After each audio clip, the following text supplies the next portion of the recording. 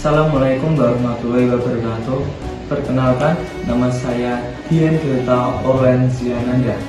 Di sini saya akan membuat video tentang peradaban Islam di Indonesia.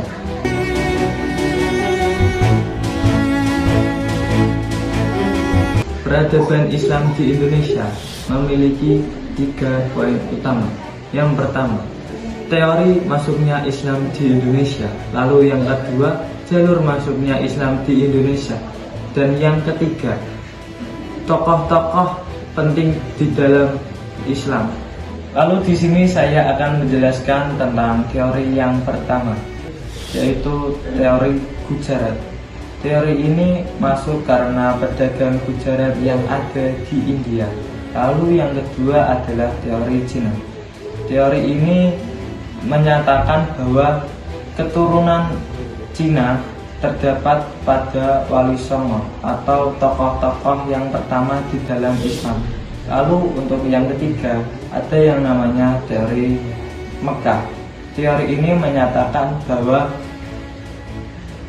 Islam masuk ke Indonesia sudah ada sejak abad ke-7 Masehi yang melalui hubungan dengan Mekah. Lalu yang keempat ada yang namanya teori maritim. Teori ini menyatakan bahwa Islam masuk ke Indonesia lewat perdagangan laut, lalu menyebar ke dalam pelosok Nusantara. Lalu yang kelima dan yang terakhir ada yang namanya teori Persia. Teori ini menyatakan bahwa masuknya Islam ke Indonesia karena pengaruh Persia dan ada mazhab Syiah. Baik, di sini selanjutnya saya akan menjelaskan tentang jalur masuknya Islam di Indonesia. Untuk jalur masuknya Islam di Indonesia ini dibagi menjadi 3. Yang pertama, ada yang namanya jalur laut.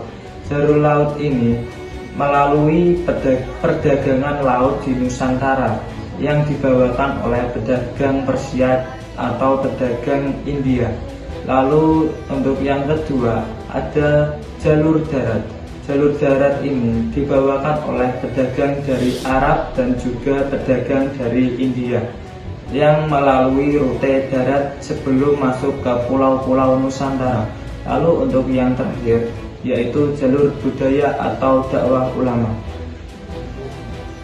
Jalur ini dibawakan oleh ulama-ulama dari luar Nusantara, salah satunya ulama dari Persia dan juga ulama dari India. Ada juga ulama lokal yang menjadi jembatan penyebaran Islam dan mengajarkan Islam di seluruh Nusantara. Lalu untuk yang terakhir, yang ketiga adalah tokoh penyebaran Islam di Indonesia. Tokoh penyebaran Islam di Indonesia saya ambil adalah Wali Songo. Wali Songo adalah 9 ulama yang sangat berpengaruh dalam penyebaran Islam di Indonesia, khususnya di Pulau Jawa. Strategi dakwah mereka yaitu melalui pendidikan, adat istiadat, kearifan lokal, dan juga berdakwah yang sangat toleransi. Dan juga mereka mendirikan pesantren agar orang-orang yang ada di dalam Jawa bisa mengetahui tentang apa itu Islam.